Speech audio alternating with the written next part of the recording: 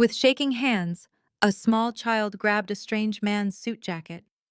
Tears cut paths down her dirty cheeks, and her voice was a ragged whisper. "My sister is hurt. She is going to die." A hush fell over the room. The sound of ice and glasses disappeared. Every person stopped to watch her. The man she pleaded with was not just any man. He was Dominic Caruso, Chicago's most feared crime lord, a man they called the Reaper.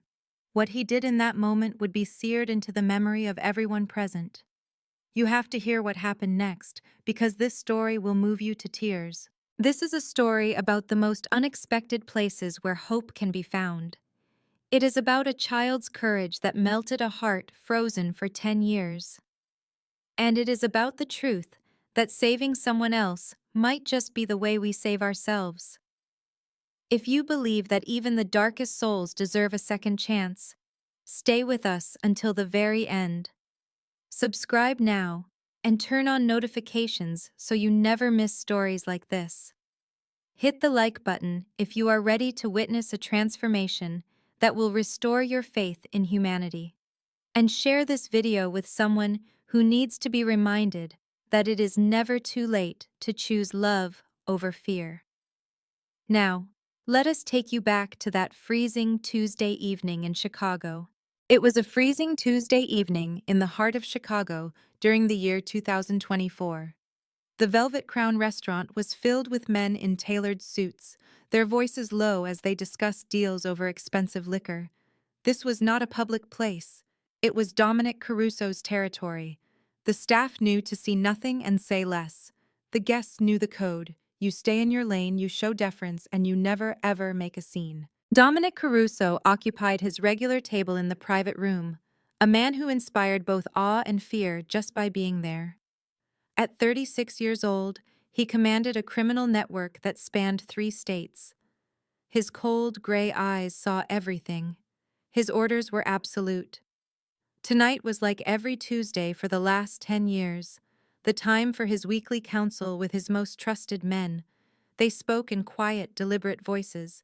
They reviewed figures, assigned territories, and solved problems with cold efficiency.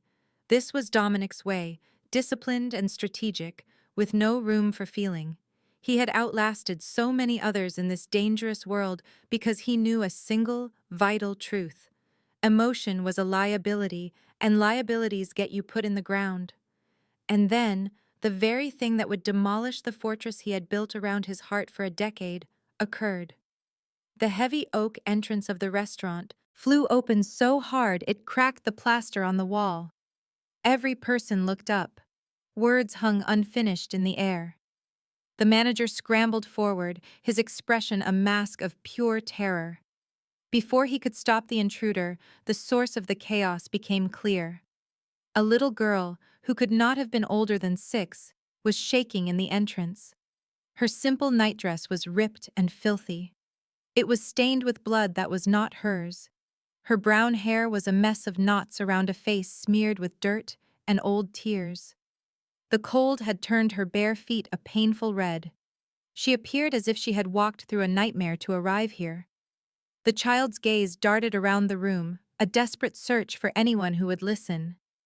The wealthy patrons simply stared, their silence a wall of shock. Some glanced away, bothered by the scene. Others began to murmur, irritated that a common beggar had interrupted their night.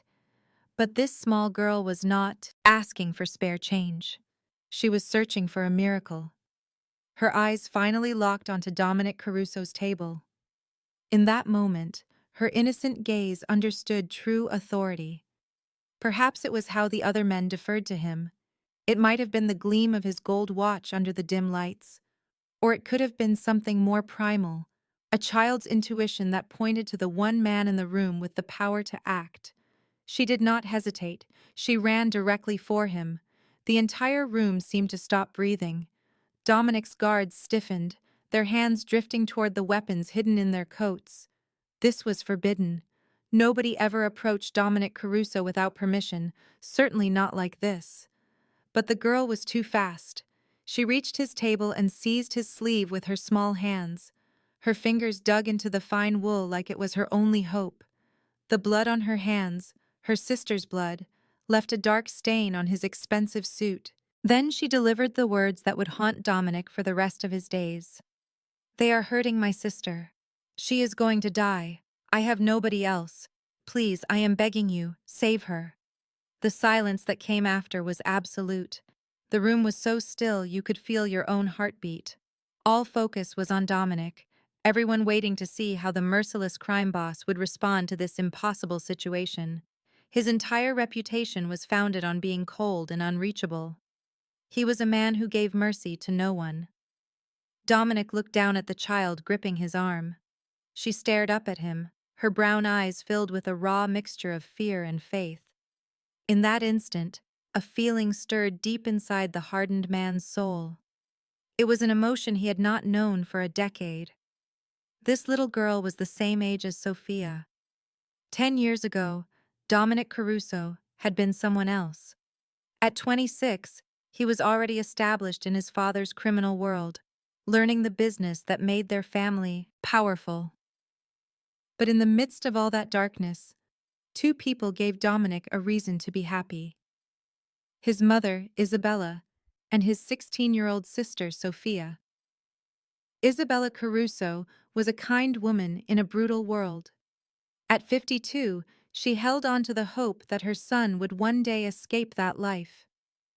Every Sunday, she made pasta by hand, making the house smell of home and pretending for a little while that they were just another family. She offered no criticism. She passed no judgment. Her love was total and unconditional. But it was Sophia who truly owned Dominic. Protect. Dominic drove Sophia to school each morning, no matter how late his work had finished the night before. He was there to get her every afternoon. He vetted her friends and warned away any boy who showed too much interest. He built a wall around her so she would never see the truth of their family's business. Sophia would have a better life, a different one. He promised himself this, but his promises were worthless to men who craved power. For generations, the Castellano family were rivals, battling over turf, profits, and honor. When talks fell apart, they chose to send a message.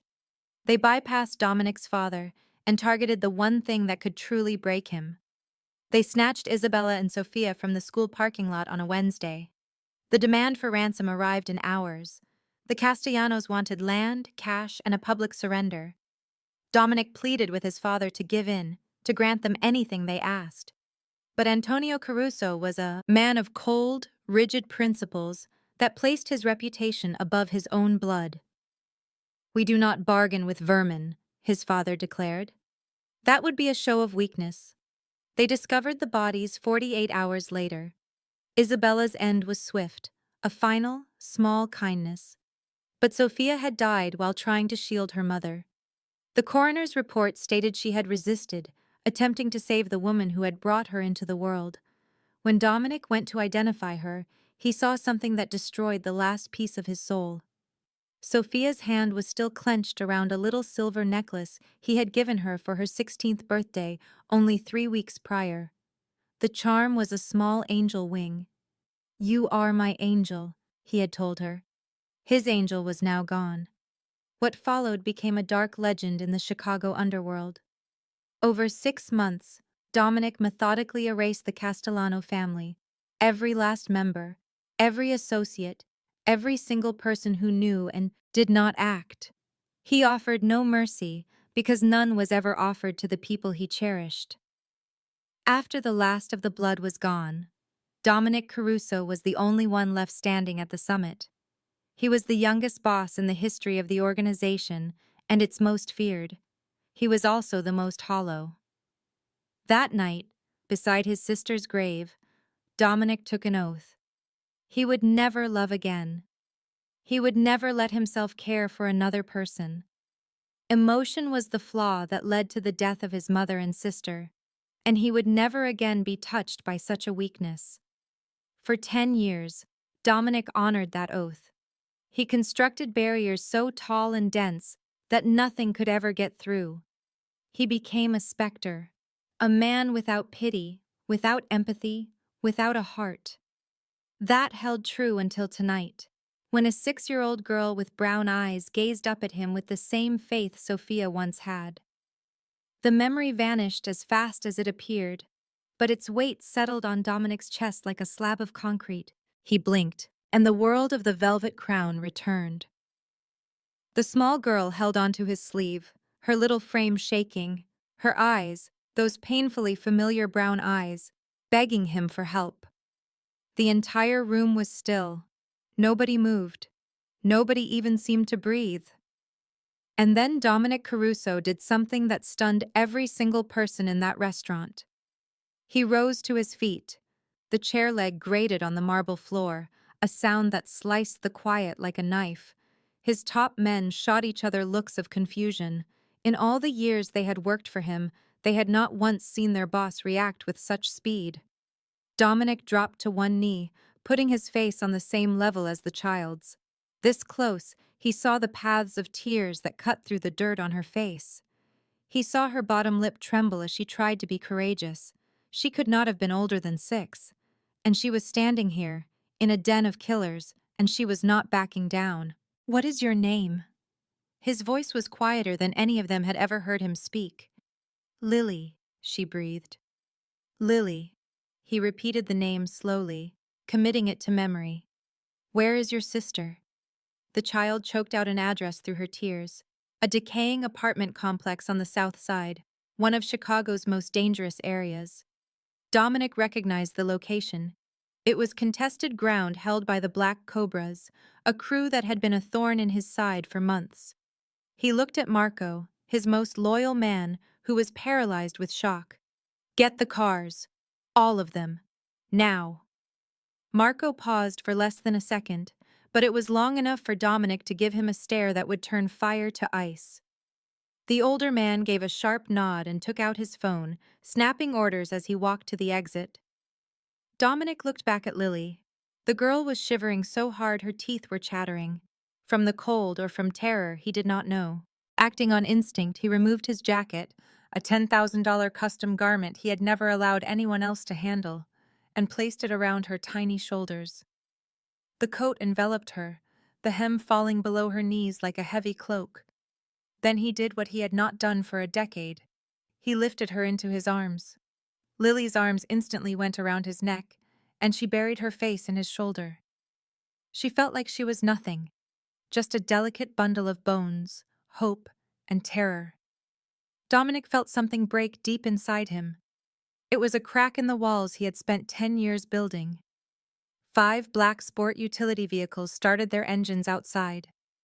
Dominic walked with Lily through the restaurant, ignoring the shocked looks from his crew, ignoring the rumors that would burn through the city's underworld before dawn. None of that was important. In the back of the lead car, Lily would not release his hand. Her small fingers, stained with someone else's blood, held onto his with a strength that did not match her size. She was silent. She simply held on, as if he was the one solid thing in a world trying to pull her under. Dominic glanced down at the little hand gripping his, so vulnerable, so full of trust, and he felt a sensation he had not known since the evening he lost Sophia. He felt responsible for another person.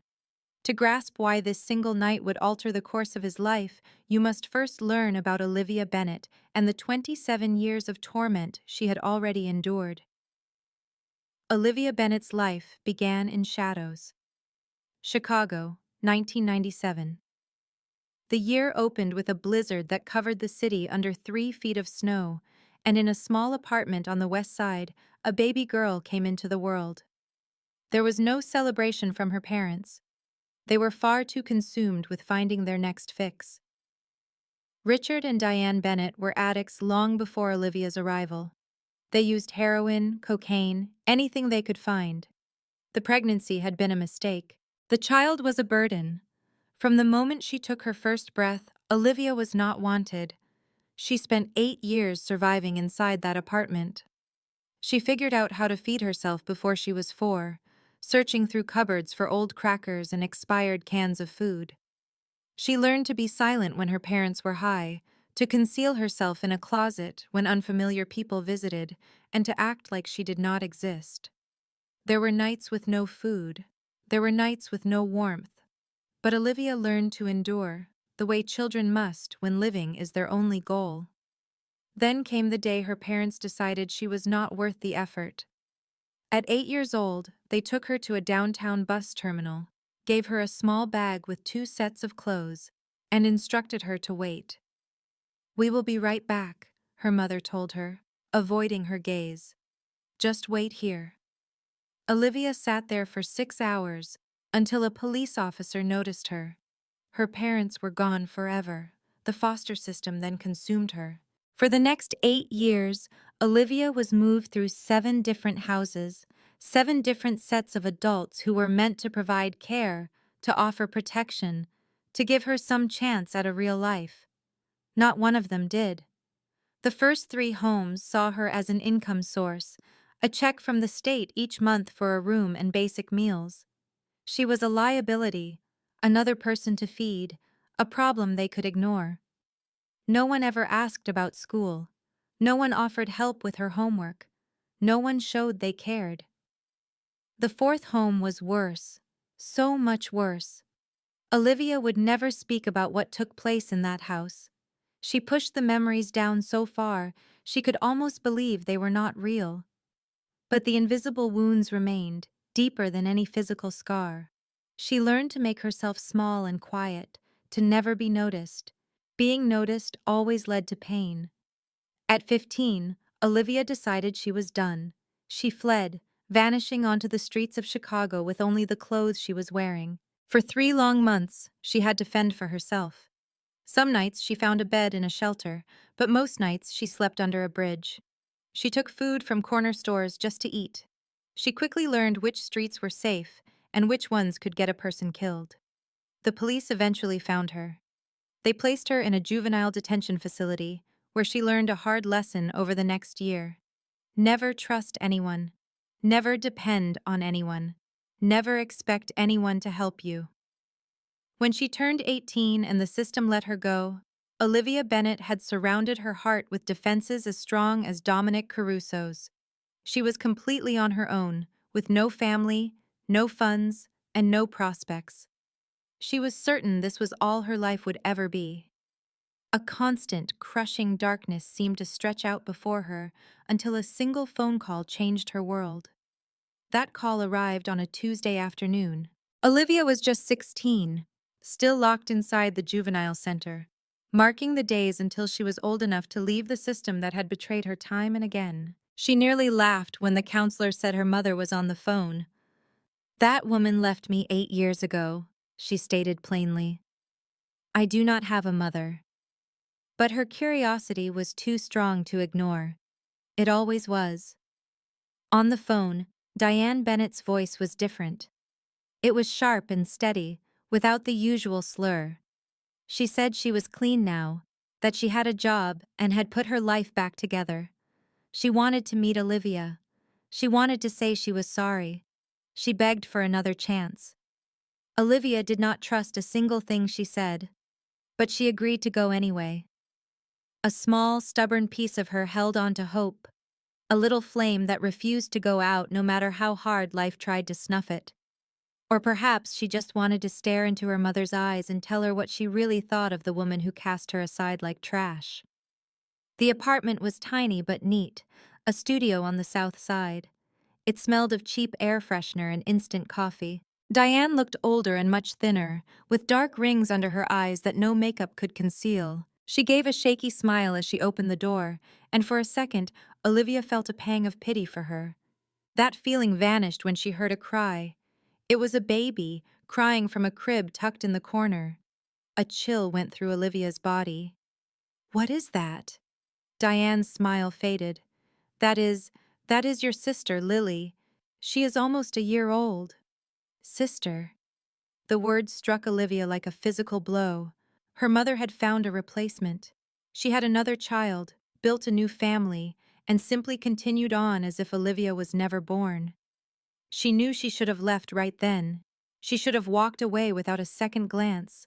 But the baby's crying stopped. Olivia felt herself walking toward the crib, pulled by a force she did not understand. When she peered inside, a pair of wide, innocent brown eyes looked back at her, full of trust. Lily reached up with her small fingers and made a happy sound, as if she saw a familiar face in Olivia. In that instant, something inside Olivia's chest broke open. Something inside her changed. She began visiting every week, claiming it was only to check on Lily's well-being. It was obvious her mother was using again. Olivia knew the signs all too well from her own childhood. The trembling hands, the wide pupils, the endless, easy lies.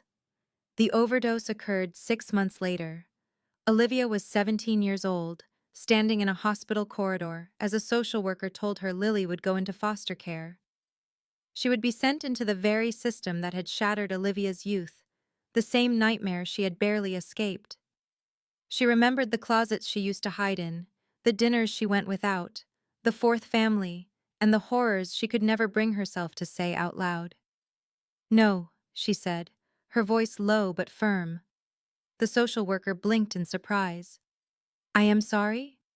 I will take her. I will take my sister." That evening, Olivia held Lily in her arms as her official guardian for the very first time. The infant was sound asleep, her little hand curled tightly around Olivia's finger. In that quiet room, Olivia made a solemn vow. "I will give you the life that I was never allowed to have, no matter the price." For a decade, Olivia honored that promise, no matter how much it cost her. 10 years of keeping her word had almost destroyed Olivia Bennett.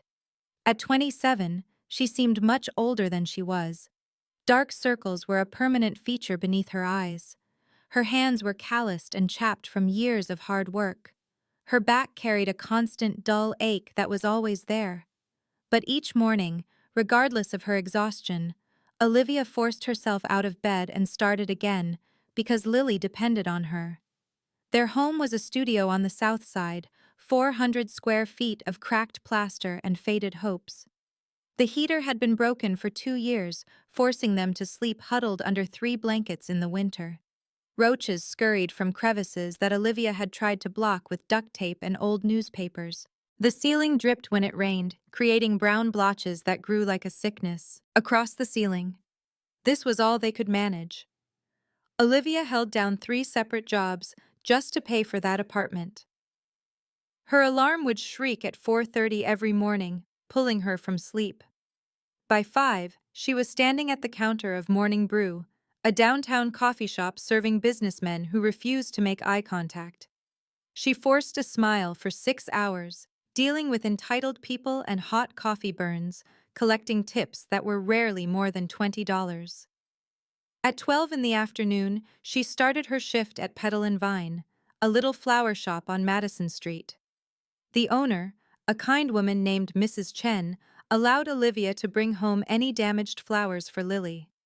For 6 hours, she crafted arrangements for expensive weddings, somber funerals, and Valentine's Day lovers who had everything she wanted. At 8 in the evening, when most people were home with loved ones, Olivia pulled on rubber gloves and began cleaning office buildings until midnight. She cleaned toilets and vacuumed floors, and she emptied garbage cans filled with leftover food that cost more than her daily wages. She would get 4 hours of sleep and then do it all again. Her body was breaking down. Her hands would split and bleed in the cold months, no matter what lotion she used. Her lower back would spasm suddenly, leaving her breathless with pain in the middle of serving a customer. She had dropped 15 pounds in the last year, a weight she desperately needed. But none of that was as important as Lily's condition. Congenital heart defect. The doctors found it when Lily was 3 years old. If she did not have surgery, her heart would eventually give out. The operation cost $80,000, a staggering amount for someone who could barely afford rent and food. For 3 years, Olivia had saved every penny, eating less and wearing her clothes until they were rags. She had saved $12,000, which was nowhere near enough. And she had another debt, the Black Cobras. Ruled the South Side with absolute power and zero compassion. Every shop and every person paid them for protection. $200 each month kept your windows from being broken, or worse. Olivia had missed payments when Lily was last in the hospital. She was now $2,400 behind to men who did not care about her problems. She tried to stay invisible, to avoid any conflict, to work herself to the point of collapse, and to hope that one day things might improve. But a different kind of danger was stalking Olivia, one far worse than any street gang. His name was Tyler Ashford. Olivia first encountered Tyler Ashford on a rainy Tuesday morning 2 years ago. He entered Morning Brew right before she closed, completely drenched and shivering. Customers at that time of day were usually short-tempered and demanding, wanting their coffee immediately before they sped off to their important lives. But Tyler was not like them. He gave her a real smile, not the careless look she was used to. He asked for her name. He left a $20 tip for a $4 coffee. He returned the following day and the day after that. For a woman who had been ignored, abandoned, and mistreated her whole life, Tyler's kindness felt like sunshine after an eternity of darkness. He learned how she liked her coffee. He asked her about Lily. He paid attention when she spoke of her dream to one day have her own flower shop. Olivia had learned not to trust people. 27 years of hardship had taught her that lesson thoroughly. But Tyler was persistent and gentle. He never pressured her. He never made demands. He just kept appearing, day after day, showing her that he was different. After 3 months of this, she finally said yes to a dinner date. The first 6 months were like a dream. Tyler was caring, giving, and protective. He bought presents for Lily and took them both for Sunday walks in the park. He comforted Olivia when she broke down over the cost of the surgery. For the very first time, he made her feel like she was not alone in the world. But then his true self started to show. It began with small things. Tyler needed to know her location at every moment. He would go through her phone when he thought she was not paying attention. He got angry when she spoke to male customers at the coffee shop. He would ask why she had to work 3 jobs when he offered to support her. Olivia saw the warning signs. She had seen them before in foster care, in the detention facility, and in all the shadowed places of her past. But she convinced herself that she was imagining things. Tyler loved her. He was just trying to protect her. He struck her for the first time exactly 1 year after their first meeting. She had returned home late from cleaning, too tired to pick up his calls. Tyler was inside her apartment, having made a copy of her key without her permission. The disagreement quickly turned heated. His hand struck her face so fast she never saw it happen. Later, he wept. He begged for forgiveness. He promised he would never do it again. But it did happen again and again and again. When Olivia finally found the strength to leave him, Tyler would not let her go. He would wait for her at her jobs. He would follow her on her way home. He stood on the street outside her apartment late at night, looking up at her window with vacant eyes that promised harm. Soon after, he joined the Black Cobras. Olivia learned this when Tyler trapped her in an alley behind her work. He answered to Viper now. He told her he had real power. He had people. He said if she ever thought about calling the police, or ever tried to escape, he would make sure Lily was lost to the system forever. "You are mine," he breathed close to her ear. "You always will be." Now, Olivia looked out her window every single night before she shut off the lights. And every single night, Tyler was there, standing on the other side of the street, watching and waiting. He never approached. He only stood there. And that, in a way, was the most frightening part of it all. The letter showed up on a Monday. Olivia had just come home from her shift at Morning Brew. Her feet throbbed and her head hurt from not enough sleep. She opened the mailbox on her way inside, bills and junk mail, and another envelope bore the hospital's insignia in the corner. Her fingers shook as she unwrapped it. "Dear Miss Bennett, this letter serves to notify you that a deposit of $15,000 is required within 30 days for Lily Bennett's scheduled surgery. Failure to remit this payment will lead to the procedure's cancellation and removal from the surgical waitlist." The text swam as tears clouded her vision. $15,000. In 30 days. She had $12,000 saved, a sum that represented 3 years of intense sacrifice. How could she possibly earn an extra $3,000 in a single month? She was already working every available hour. There was nothing more she could do. Olivia stumbled into the bathroom just before she lost control. She collapsed onto the cold tile, biting her fist to silence the sobs that tore through her. Lily was watching cartoons in the other room. She could not allow her sister to witness this. Lily, at only 6 years old, already bore too much anxiety about doctors and needles and the strange pains in her heart. She did not need the added burden of knowing her sister was breaking. That night, Olivia returned from her cleaning shift at midnight, with every muscle in her body aching. She anticipated Lily would be asleep, but the small girl sat upright in her bed, holding a piece of paper. "I made this for you," Lily offered, presenting a crayon drawing. Olivia accepted it with unsteady hands. It showed two stick figures, one tall and one small, holding hands under a vibrant rainbow. Above them, in shaky letters, were the words, "Live" and "Lily." "Do you like it?" Lily inquired, her brown eyes scanning her sister's face. "You looked unhappy today." "Liv, are you sad?" Olivia managed a smile, though it felt as if her heart were cracking into pieces. "No, my sweet girl, I am just worn out." Lily climbed onto her lap and wrapped her little arms around her neck. "When you stop being tired, can you smile for real? I like it when you smile, Liv."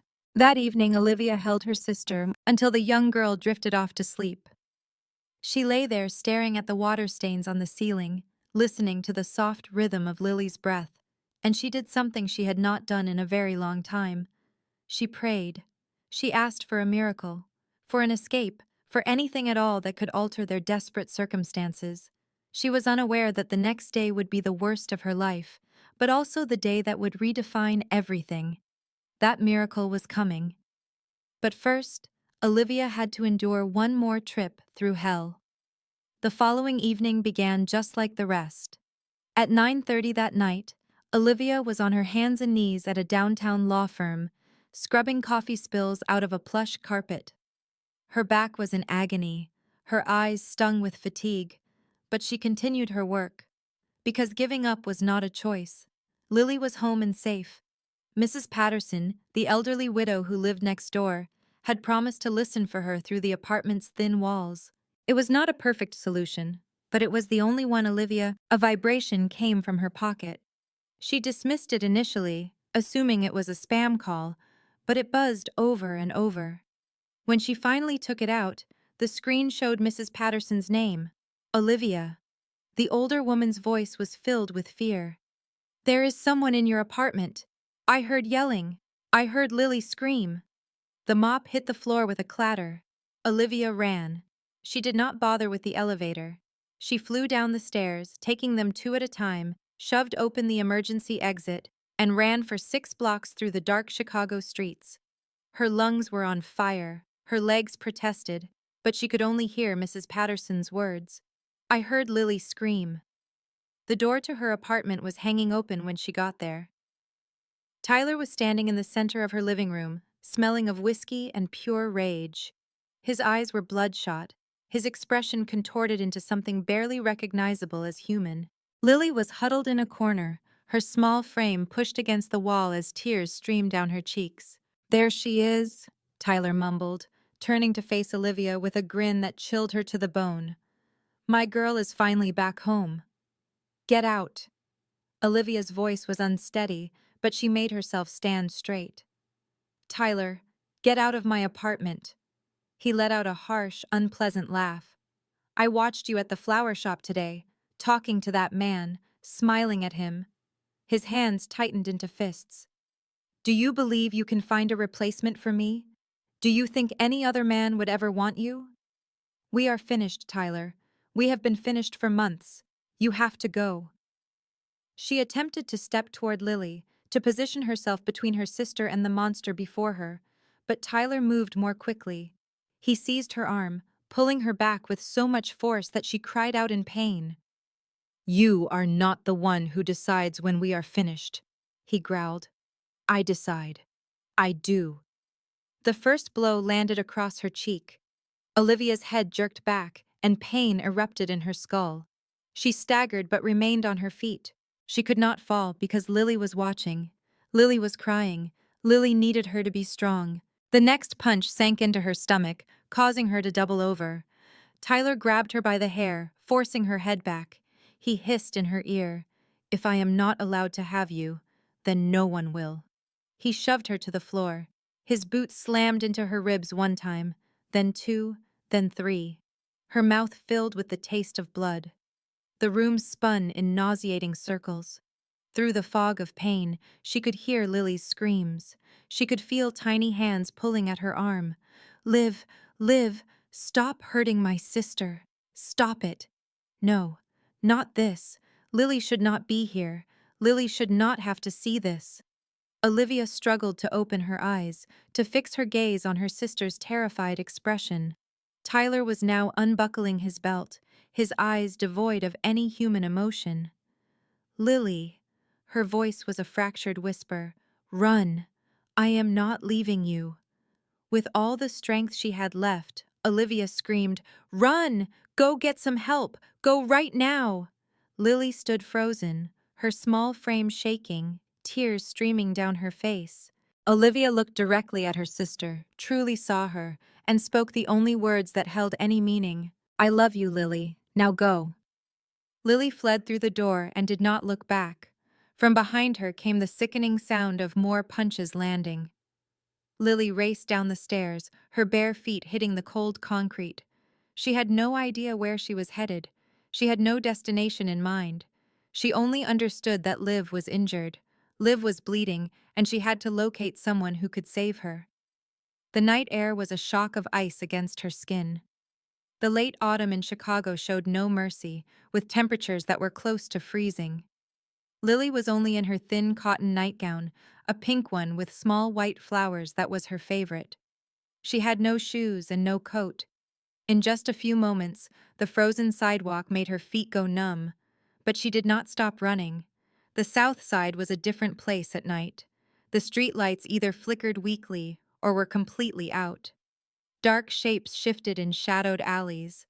A siren wailed somewhere in the distance. Lily ran by men experiencing homelessness who were huddled in doorways and groups of teenagers who yelled things she could not understand. She passed storefronts that were closed up, their windows protected by iron bars. Find help. Find someone strong. Find someone who can rescue Liv. Her 6-year-old brain sorted through the options. Mrs. Patterson was not strong enough. The police station was too distant. She knew no one else. She trusted no one else. Liv always warned her never to speak with strangers, never to trust anybody in their area. Then, a memory surfaced. 3 weeks earlier, she and Liv had been walking by a very elegant restaurant downtown. Lily had paused to admire the brilliant lights, the expensive vehicles at the curb, and the men dressed in suits who looked like they were from the movies.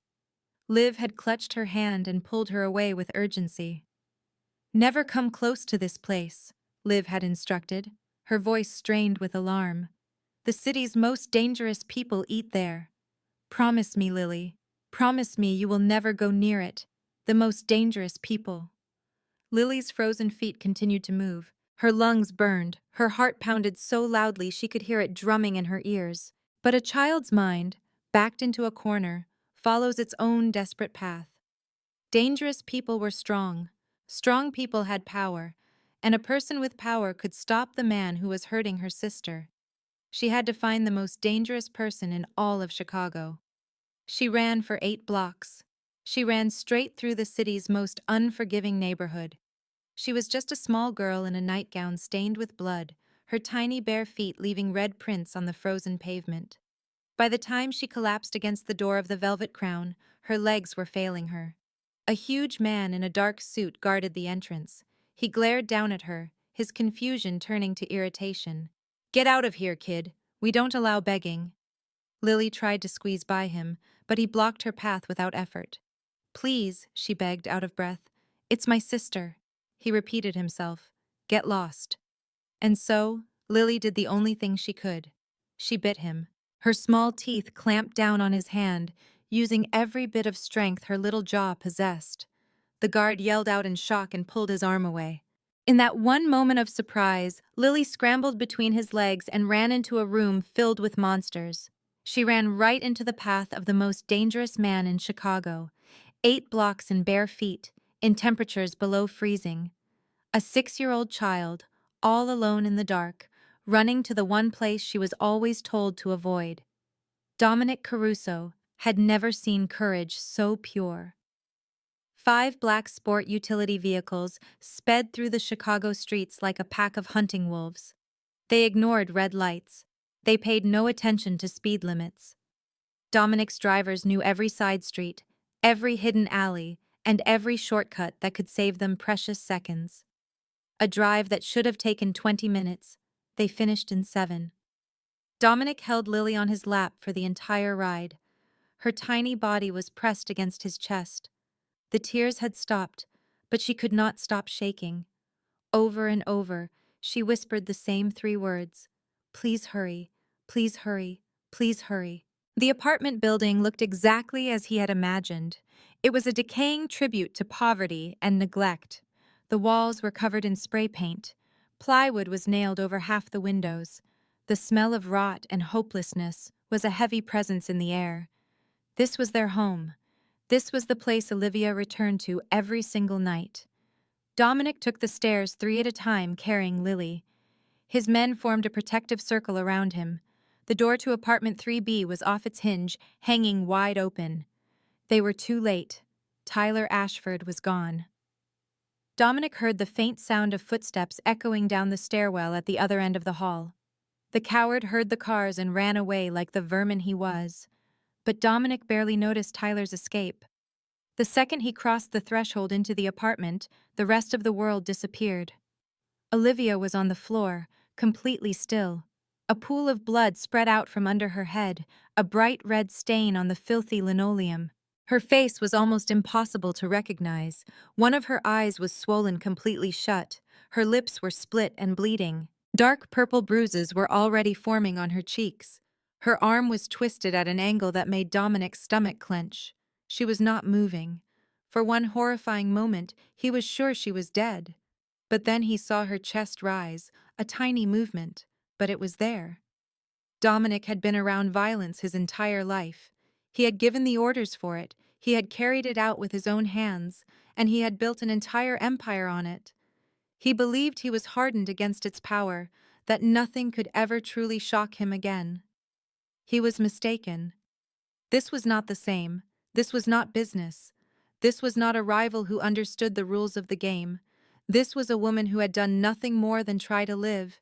A woman who held down 3 jobs just to care for her little sister. A woman whose only mistake was trying to get away from a monster. The apartment itself told the rest of the story. The peeling paint, the broken radiator, the roaches that fled into the cracks in the walls. This was their reality. This was the life Olivia endured day after day. Something primal and fearsome stirred inside of him. A cold and absolute rage began to burn in Dominic's chest. Lily wriggled free from his grasp and rushed to her sister's side, collapsing onto her broken form. "Liv! Liv, you have to wake up! I found help! Please, wake up!"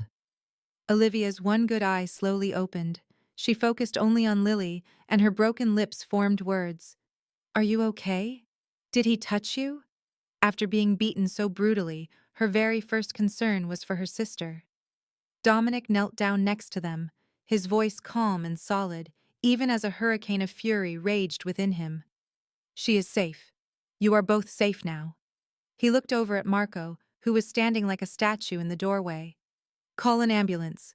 Get them to St. Mary's. Let them know I am on my way." Then Dominic did something he had not done since Sophia passed away. He gently lifted the broken woman into his own arms and carried her. As he raised Olivia from the blood-soaked floor, he looked at her battered face and made a silent promise. The man who did this would lose everything he ever valued. St. Mary's Hospital was the most exclusive private medical center in Chicago. It was also owned, in its entirety, by Dominic Caruso. The convoy of sport utility vehicles arrived at the emergency bay at 10:47 p.m. A team of doctors and nurses was already assembled and waiting outside. Marco had alerted them. And when Dominic Caruso made a call, people responded.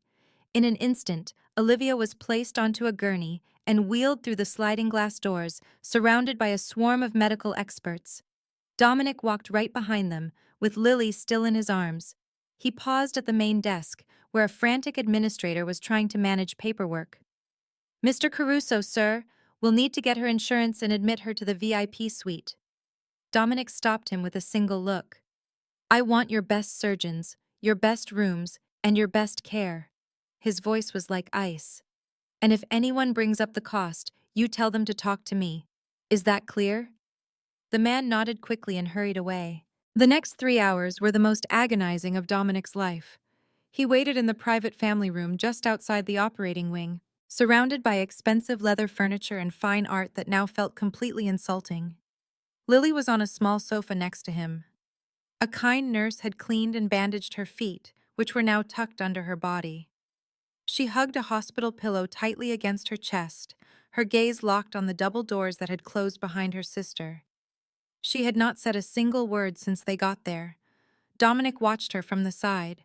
She was so small, so breakable, yet tonight she had accomplished something that grown men with twice her strength would never attempt. She had walked through fire to rescue the person she loved. "Your sister is going to be fine," he said, his voice low. Lily did not turn to look at him. "How can you be sure?" "Because the best doctors in this entire city are taking care of her as we speak." There was a long silence. Then, in a voice so quiet it almost shattered him, she asked, "Do you promise?" Dominic started to give a vague answer, to offer a hollow comfort without making a true commitment. Promises were a weakness. Promises could be broken. He had learned that painful lesson 10 years ago while standing over 2 graves.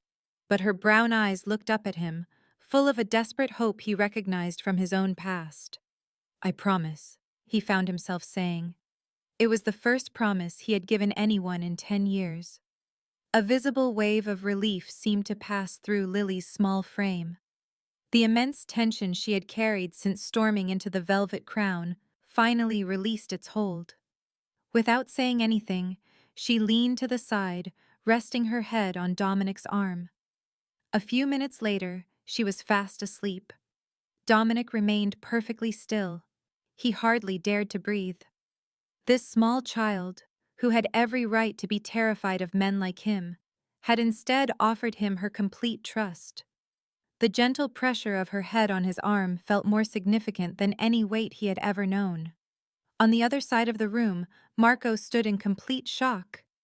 In his 15 years of service, he had never witnessed Dominic Caruso display kindness toward another person. The Reaper did not give comfort. He did not make promises. He never let children use his shoulder as a pillow. But this night was completely different. The surgeon appeared at 2 in the morning. He said Olivia was stable. She had numerous bruises, 2 cracked ribs, a fractured wrist, and severe trauma to her face. But she was going to live. She would require rest and a period of healing. Dominic gave a slight nod, careful not to disturb the sleeping child beside him. But he understood that the night was far from finished. There was more to be done, and there were people who had a price to pay. As Lily slept and Olivia began her recovery, Dominic started his work. He claimed an unoccupied office on the hospital's administrative floor, turning it into his temporary base of operations. His men moved with quiet purpose, entering and leaving to gather intel, place calls, and follow the leads that would reveal the entire story of that night's events. By 4 in the morning, Marco had pieced together the entire story. Tyler Ashford. Marco started, pushing a file across the desk. 29 years old, no consistent employment, no notable abilities. But 6 months ago, he began to work for the Black Cobras gang. Dominic opened the folder. Tyler's picture stared up at him. It was a handsome face, but it concealed a deep rot within. It was the kind of face that could trick a woman into trusting him. "He answers directly to Marcus Reeves," Marco went on. "They call him Viper. He manages the Southside territory for the Cobras. They are nothing compared to us, but they are getting bigger. They have started moving into protection rackets, illegal loans, all the standard operations." "And Olivia," Marco paused. This is where it gets worse, boss. He produced another document. It held financial statements, surveillance notes, and a timeline that laid out a sickening plan. Viper was aware of the girl's heart condition, Lily's. He knew about her surgery, he knew its cost, and he knew Olivia was desperate to find the money. Marco's jaw was tight with anger. He had Tyler get involved with her deliberately. The entire relationship, including the violence, was all a part of their scheme. Dominic's hand froze on top of the folder. Explain. Viper intended to offer Olivia a loan. It would be enough to cover the surgery, but with an interest rate she could never hope to pay. A debt she could not possibly pay. When the inevitable default came, she would belong to him, forced to settle the balance. Marco fell silent. For a woman so young, there were very few ways to earn that kind of sum from men like Viper. The quiet that hung between them was heavy. It all clicked into place for Dominic. Tyler was more than a possessive ex. He was a weapon used to isolate Olivia, to break her spirit until Viper's trap was the only option left. The protection fees she owed, the constant threats, the stalking, it was all a calculated campaign to drive her to one final choice. The $2,400 she owes him, Dominic stated, his voice low. That all goes to Viper. Every last dollar. He has been draining that entire neighborhood for years. Olivia was simply a special project. Dominic shut the folder and stared at the empty wall. His expression was a mask, but deep inside, something cold and old began to wake. It was the same fury from 10 years prior, when he discovered who had destroyed his family. Boss, Marco said, his discomfort obvious. What are your orders? Contact Viper. Dominic's voice was level, almost unnaturally so. I want a meeting tonight, 2 in the morning, at the old industrial warehouse. Marco acknowledged, but then paused. What about Tyler?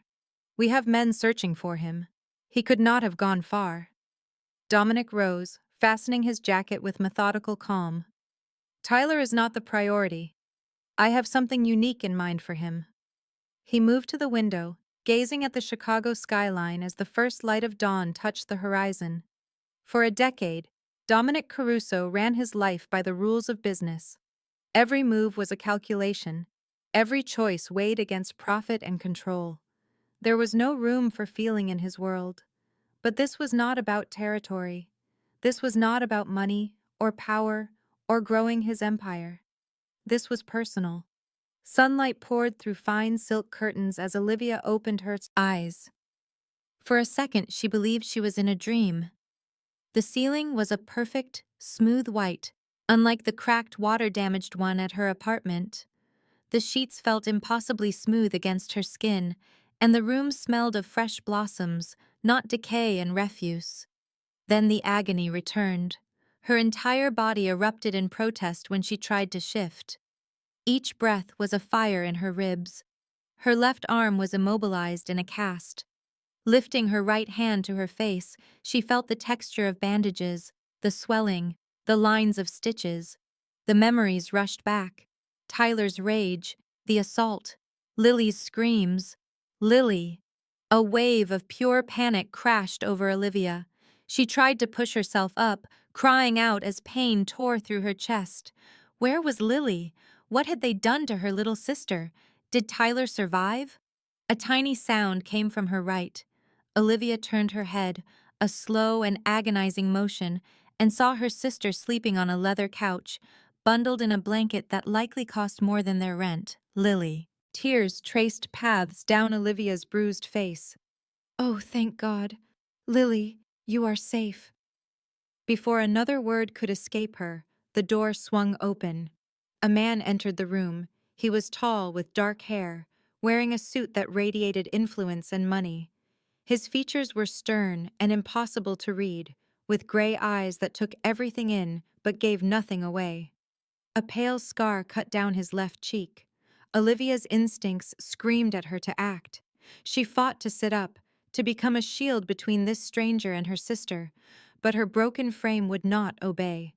A sharp cry escaped her lips as pain flared through her ribs. Stay still. The man's voice was soft but held absolute authority. You will rip your stitches. Who are you? Olivia's voice was a ragged whisper. Where am I? What is it you want? The man paused at the end of her bed, his hands linked behind his back. My name is Dominic Caruso. You are at St. Mary's Hospital. Your sister is the one who came to me last night. Olivia's gaze shot to Lily, who was now awake, watching them with her large, dark eyes. I do not understand, Olivia breathed. She ran for 8 blocks through the cold to get help. With no shoes, all alone, Dominic said, his focus shifting to the small child. She found me. The truth of his words began to settle in. Dominic Caruso. Even in her isolated world, Olivia recognized that name. The Reaper, the most feared man in all of Chicago. I cannot. Olivia's voice fractured. I have no money. I cannot afford this room, or the doctors, or anything. I have nothing left. I am not asking for payment. Olivia watched him, searching for the hidden price. There was always a price. People do not offer help for free. What do you want from me? Dominic remained silent for several beats. He looked at Lily once more. An unknown emotion flickered in his cold gaze. That child walked through fire to save you. She is 6 years old, and she showed more courage than most men I have ever known. He turned his attention back to Olivia. That is all the reason I need. He departed without saying anything else. Olivia just lay there, her eyes fixed on the door he had closed, attempting to process what had occurred. Throughout her entire life, every act of charity had come with conditions. Every offer of assistance eventually came with a bill. For the very first time, a person had aided her and demanded nothing. That reality was somehow more frightening than any threat she had ever faced. 2 hours later, a doctor came in with information that would fracture Olivia's world all over again. Dr. Chen was a woman in her 50s with a kind expression. Her hands were gentle, and her eyes showed she had witnessed great suffering. She checked Olivia's condition, inspected her injuries, and stated her prognosis with a calm, professional tone. You are recovering nicely, considering the circumstances. The ribs need 6 to 8 weeks. The wrist will take about that long. The cuts on your face should heal with little scarring if you follow my instructions. She stopped, looking down at her chart. However, there is another matter we must address. A chill washed over Olivia. Lily, is she all right? Is something wrong? We performed some tests on her after she was brought in last night. It is a standard measure for any child who enters our care. Dr. Chen's face softened with compassion. Miss Bennett, your sister's heart problem has worsened considerably since her previous appointment. The statement struck Olivia with the force of another physical blow. What do you mean worsened? The defect is developing more rapidly than we expected without a surgical procedure. Dr. Chen paused. She requires the surgery in the next 2 weeks, 3 at the most. If we wait longer, the harm could be permanent. 2 weeks. Olivia had been depending on months, maybe even a year, to gather the rest of the funds. 2 weeks was an impossible deadline. How much? Her voice was barely audible. The operation, the hospital stay, the recovery, the medicine. Dr. Chen looked at her notes. $80,000. That figure was a guillotine hanging over her head. Olivia looked up at the ceiling, feeling the silent tracks of tears as they slipped past her temples and disappeared into her hair. It was an impossible sum. She had managed to save $12,000. That $12,000 represented 3 years of going without, of skipping meals, of working 16 hours a day on only 4 hours of sleep. It was nowhere near what she needed. I have 12,000, she heard her own voice say. I can get more. I will work more. I can borrow money. I will do anything. Please, she is my whole world. I can sell everything I own. I will figure it out somehow. Just please, do not let her die. Get the surgery on the schedule. The words came from the doorway. Olivia slowly turned and saw Dominic Caruso standing there. His face was a mask, his gaze locked on Lily, who was in the corner, quietly coloring with some crayons a nurse had brought her. Dr. Chen stood up straighter. "Mr. Caruso, book the procedure. Use the finest surgeon you have. I do not care what it costs." He finally turned his eyes to Olivia. "I will pay for it." "No." Olivia fought to sit upright, pushing through the searing pain. "No, I cannot let you. You cannot do that. Why? Why would you do this?" Dominic entered the room slowly, his steps measured, and stopped next to the little table where Lily was drawing. The girl glanced up at him and gave him a genuine smile before she went back to her art. "Why?" Olivia asked again, her voice thin and fragile. "I do not get it. You have no idea who we are. You have no reason to help us." Dominic remained silent for a long time, just watching Lily's small hand guide a crayon across the page. "Someone recently taught me," he said at last, "that you can find courage in the most unlikely people." He met Olivia's eyes, and for the briefest instant, she saw a flicker of something past the cold gray steel. She saw something broken, something human. "Rest now," he told her. "Just heal. I will handle everything else." He left without waiting for her to answer. Olivia just lay there as the tears came freely now, unable to process what had just occurred. $80,000. A man she did not know had just pledged to spend $80,000 on a child he had only known for less than 12 hours. Dominic moved into the hall where Marco stood waiting, a phone in his hand. "Viper has confirmed, 2 a.m. at the warehouse." Dominic gave a slight nod, his features hardening again into an unreadable mask. A payment was coming tonight, and Viper was about to discover precisely why they called him the Reaper. The deserted warehouse on Industrial Avenue was a ruin of its former self. Corrosion consumed the sheet metal walls. Shards of glass in the window frames allowed the harsh Chicago wind inside. The concrete floor was a map of cracks and stains from years of oil, grime, and other things best left a mystery. It was the kind of location where agreements were brokered in the shadows, and where people sometimes vanished. At 2 in the morning, a pair of vehicle groups approached from opposite sides of the street. Marcus Viper Reeves emerged from his black Escalade with the confident posture of a man who saw himself as beyond reach. At 32, he had fought his way from a low-level dealer to the leader of the Black Cobras with a mix of savagery and shrewdness. A tattoo of a snake wrapped around his throat. Its fanged mouth was open just beneath his jawline, a clear threat to anyone who would dare challenge him. 8 of his top enforcers stood beside him, armed and alert. Dominic Caruso stepped out of his car with Marco and 4 other men. On paper, he was outnumbered and outgunned.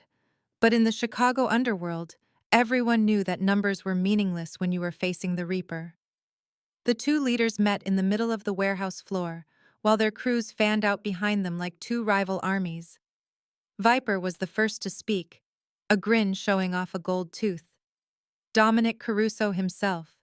He opened his arms wide as if he were welcoming a dear friend. "I have to admit, I am truly honored. The legendary Reaper, coming all this way just for a little talk. And why?" His smile twisted into a sneer.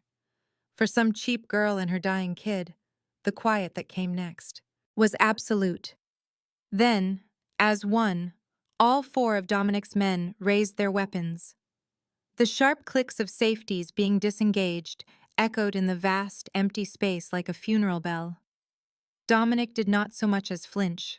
His hands stayed clasped behind him. His face looked like it was carved from granite, but a terrible ancient fire burned in his steel-gray eyes. "Say her name like that again," he said, his voice low. "I dare you." For just a second, Viper's smile wavered. His men grew restless, their hands twitching near their own firearms. The tension in the air was so thick you could almost taste it. "Hey, take it easy." Viper held up his hands as if to surrender. No reason to get so upset. All I am saying is, you are Dominic Caruso. You control half of this city. Why get involved with a nobody from the South Side? Dominic moved forward one single step. It was a small movement, but it made Viper's men instinctively pull back. Let me tell you what I know, Dominic said, his voice level and cold. I know you have been draining that entire neighborhood, demanding protection, money from people who can barely put food on the table.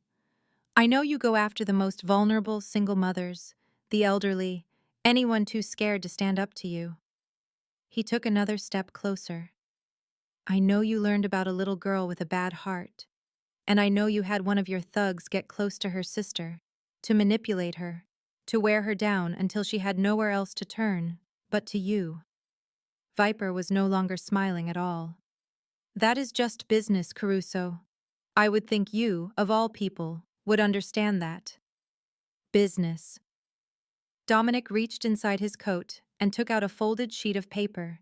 He carefully unfolded it to show a drawing made with crayon. It showed two stick figures holding hands under a bright rainbow. Do you want to know what makes us different, Viper? He held the drawing up for him to see. I have done horrible things. I have hurt people.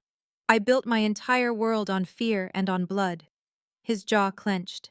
But I have never, not once, gone after women and children. That is a line I will not cross. It is a line that no man with any honor crosses. Viper just snorted. You are getting soft in your old age, getting emotional over a kid's drawing. Dominic folded the paper with care and put it back in his jacket, right over his heart. A 6-year-old girl made this picture. A girl who ran 8 blocks in the freezing cold, barefoot and in her pajamas, to get help for her sister. She walked into a building filled with killers and did not even blink, his eyes bored into Viper's. That is what true courage looks like. That is what true strength is. But you? You are just a coward who bullies people who cannot defend themselves. Viper let out a rough, ugly laugh. Those are some big words for a man who is outnumbered. What do you plan to do about it, Caruso? He motioned toward his 8 men. All of them now had their hands on their guns. Viper believed he was in control. He believed this was a meeting of equals. He had no clue what Dominic had already set in motion. Dominic let Viper's boastful words linger in the air for a second before he replied. This is what is going to happen, he said, his voice filled with undeniable command. First, the Black Cobras are pulling out of the South Side. Every street, every block, every single building. It happens tonight. Viper's eyebrows shot up in disbelief. You have got to be kidding me. Second, Dominic went on as if Viper was not even there. You are going to give back every single dollar in protection money that you took from that neighborhood for the last 2 years. Every store owner, every family, every last person you extorted is getting their money back. That has to be hundreds of thousands. Third, Dominic's voice became lower and harder. You will find Tyler Ashford, and you will bring him to me. I do not care what rock he is hiding under. You will find him, and you will deliver him. Viper's expression had shifted from amusement to disbelief and was now bordering on panic. You are completely crazy, Caruso. I am not giving you. Fourth. Dominic took a final step toward him, so close that Viper could see the cold fire raging in his gray eyes. You will go to Olivia Bennett, and you will apologize to her. In person, on your knees. An astonished silence filled the warehouse. Then Viper began to laugh. It started as a low chuckle and grew into a loud, mocking roar that bounced off the metal walls. You are certifiable, he said, shaking his head. You walk in here with 5 guys, completely outnumbered. And you really think you can give me orders? He gestured at his crew. I have 8 men here who are ready to fill you with lead right now. Tell me, what is to stop me from ending the Reaper tonight and taking over all of your territory? Dominic remained silent. He just lifted his right hand high and snapped his fingers. The darkness was suddenly shattered by light. Massive industrial floodlights mounted high on the walls ignited all at once, bathing the entire area in a blinding white glare. And in that light, Viper saw everything he had failed to see before. 30 men. They stepped out of the shadows like phantoms, appearing from behind old, rusted equipment, from the high catwalks, and from concealed spots all along the walls. Every single one was armed. Every one of them had a weapon aimed straight at Viper's crew. Before any of the Black Cobras could even think about drawing their guns, they were completely surrounded. Dominic's men operated with the efficiency of a military unit, disarming Viper's soldiers in a matter of seconds. They were forced to their knees one after another, hands clasped behind their heads, totally subdued. Viper was left standing alone in the middle of the warehouse, suddenly feeling very, very small. "What were you saying?" Dominic's voice was quiet, almost casual. "Something about me being outnumbered." All of Viper's confidence evaporated. His eyes darted around the room, desperate for an exit, a weapon, anything at all. There was nothing. He had walked into this meeting believing he was the hunter. Now he was the prey. Dominic walked forward, his steps slow and deliberate in the vast, quiet warehouse. He came to a halt right before Viper, so close he could see the sweat forming on the younger man's brow. "You have two paths in front of you," Dominic said, his voice low. "The first path is simple. You do exactly as I command. You give back the money. You surrender Tyler. You go to the woman your animal nearly killed and you apologize. After that, you get out of Chicago and you never show your face here again. If you do all of that, you get to live." He leaned closer, his voice dropping to a near whisper. "The second path is that you say no. And I give you a personal demonstration of how I earned my name, the Reaper." Viper's knees gave out. He collapsed onto the concrete floor, slick with old oil. Every ounce of his false confidence was gone. His hands shook uncontrollably by his sides. The serpent tattoo on his neck seemed to twist as he struggled to swallow. "I will do it," he managed to say, his voice thick with fear. "Everything. I will do it all. I promise." Dominic looked down at him for a long, silent moment, letting the terror take root deep in Viper's soul. "If you go back on your promise," he said at last, "there is no place on this planet where you can hide from me. I will hunt you down, and what happens next will make you beg for death." Viper could only nod, tears cutting tracks through the grime on his face. By sunrise, the Black Cobras were gone from the south side, completely erased. Viper himself had fled Chicago that night, abandoning everything he had built. He was never seen again. But there was still another man who had to answer for his crimes. Tyler Ashford.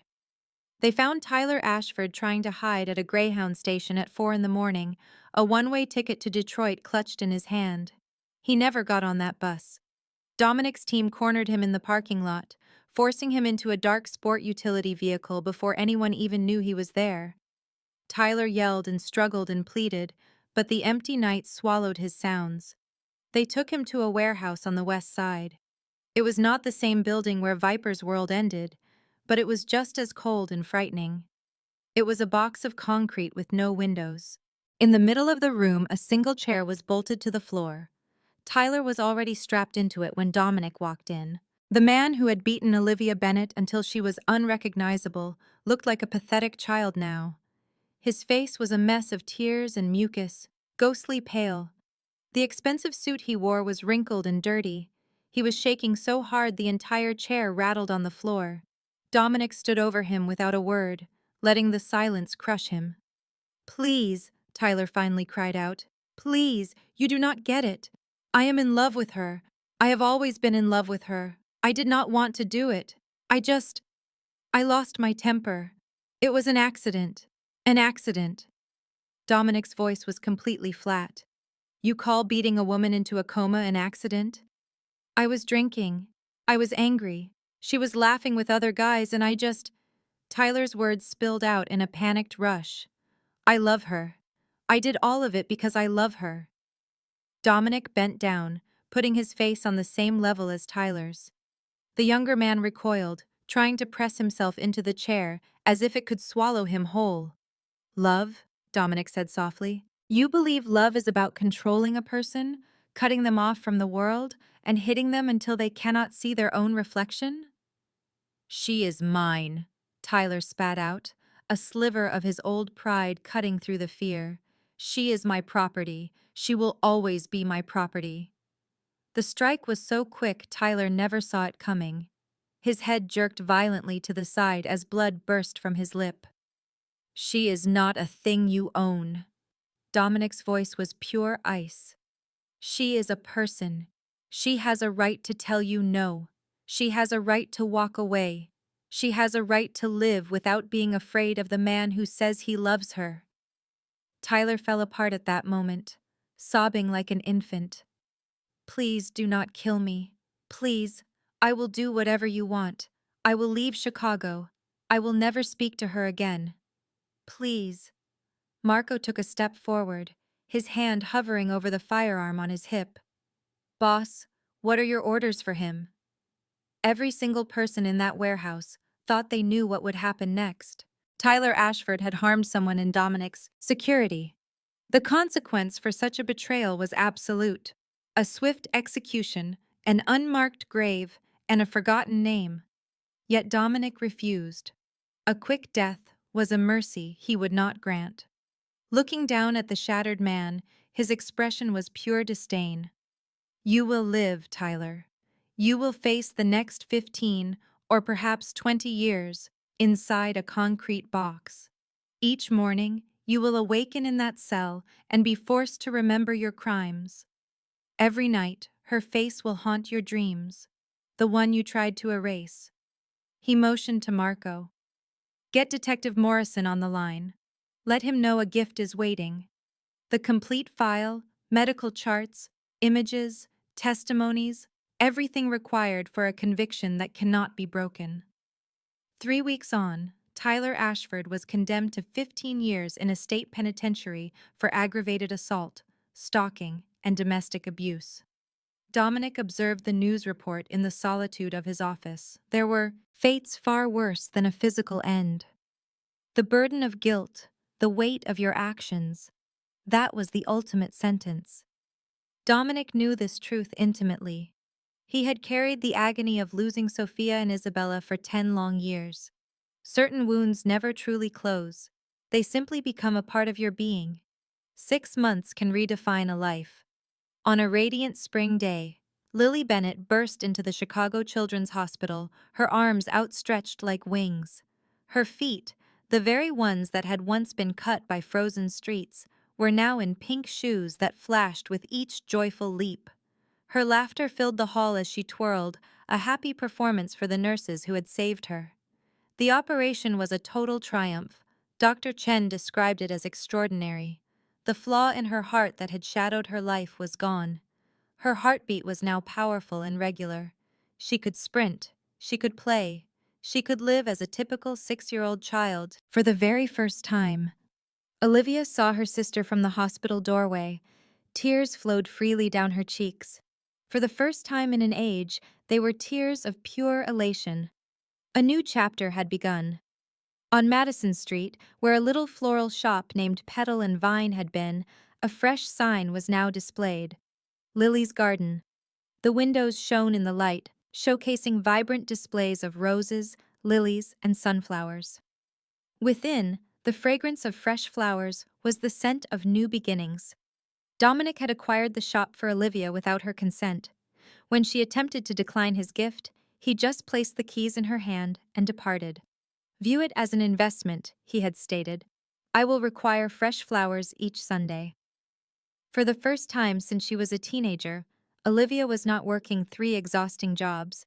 She managed one, her own enterprise, founded on her own hopes.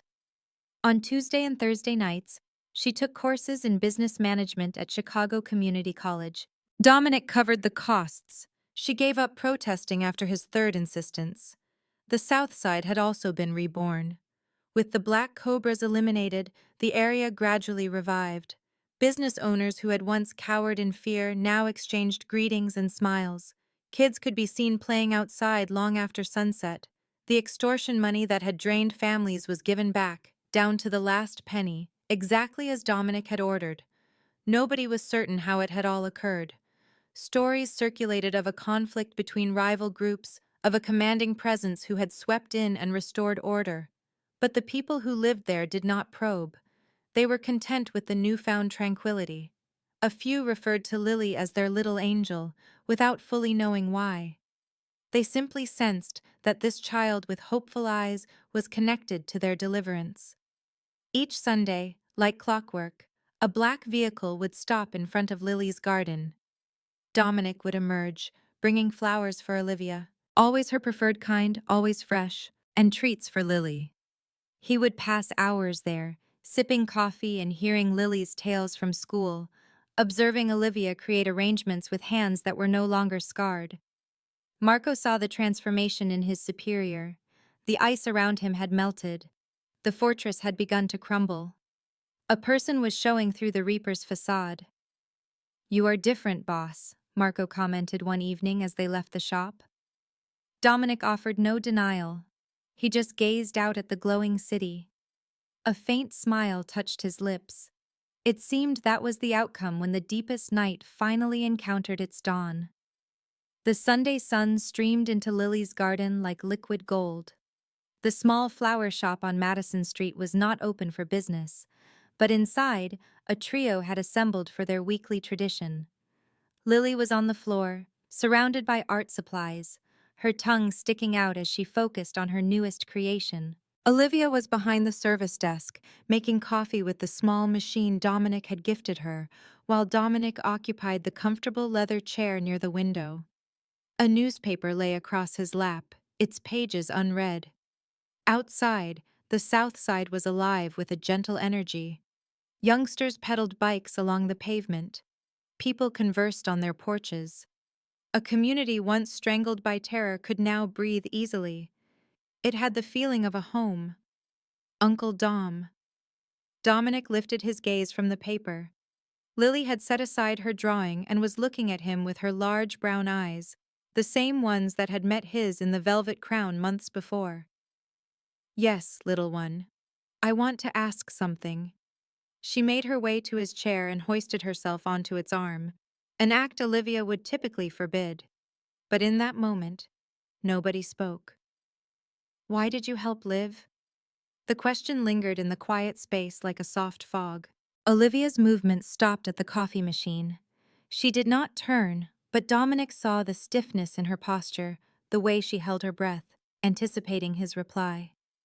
He lowered the newspaper and studied Lily, truly seeing the healthy color in her face, the vitality in her gaze, the total lack of fear in her small frame. She did not grasp what she had accomplished. She was unaware that her single act of bravery had altered the paths of 3 people forever. "Because someone showed me," he answered deliberately, "that even the darkest places require some light." Lily cocked her head, puzzled. "Who said that to you?" For the first time in a decade, Dominic Caruso smiled. It was not the cold, strategic look he used for his affairs. It was not the disguise he presented to others. This was a true smile, full of warmth, genuine, and a little fractured. "A very courageous little girl," he said, his voice soft. "She was 6 years old. She had no shoes and a ripped nightdress. And she did something that nobody else in the whole city had the bravery to attempt." Lily's expression was one of deep thought. "She sounds awesome. Do I know her?" Dominic let out a chuckle, a true laugh that sounded rusty from lack of use, but was completely authentic. "You could say that." Olivia finally pivoted, the coffee forgotten. Her eyes met Dominic's from across the room. In that single look, a million unsaid things were exchanged.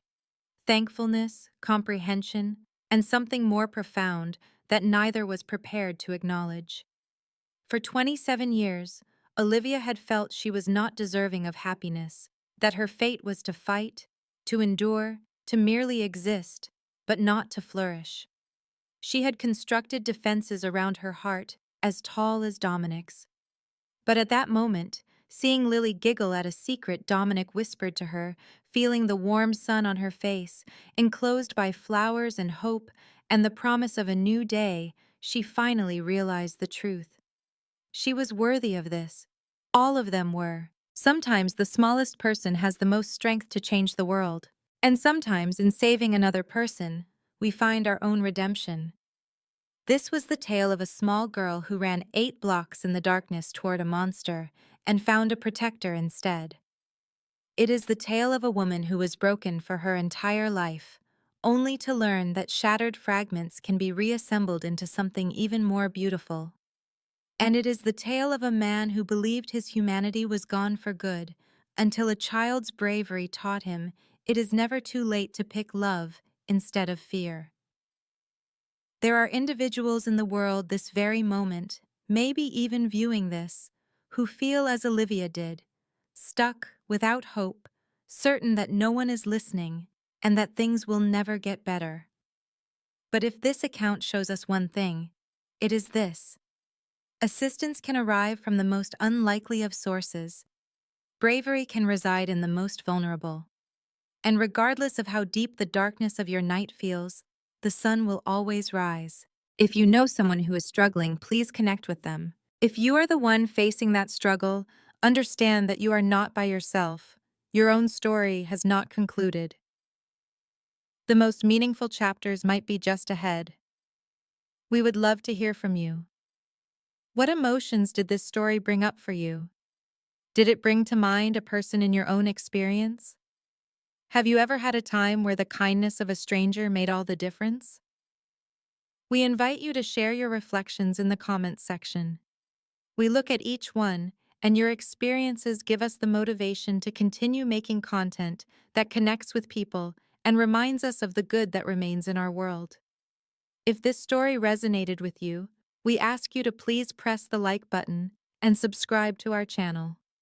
Send this video to a person who could use this message today. Every single like, every share, and every subscription allows us to keep delivering meaningful stories of hope, renewal, and the strength of the human spirit. We are so grateful you stayed with us to the end. Your time and focus mean more than we can possibly say. We wish you wellness, joy, and serenity in your life. We hope you discover your own light when things seem dark, and that you find the fortitude to become a light for others when they need it. Be good to yourselves and to one another. Farewell for now, and we look forward to seeing you in our next story. This content has been carefully researched, developed, and manually edited by our team to bring you meaningful stories and valuable life lessons.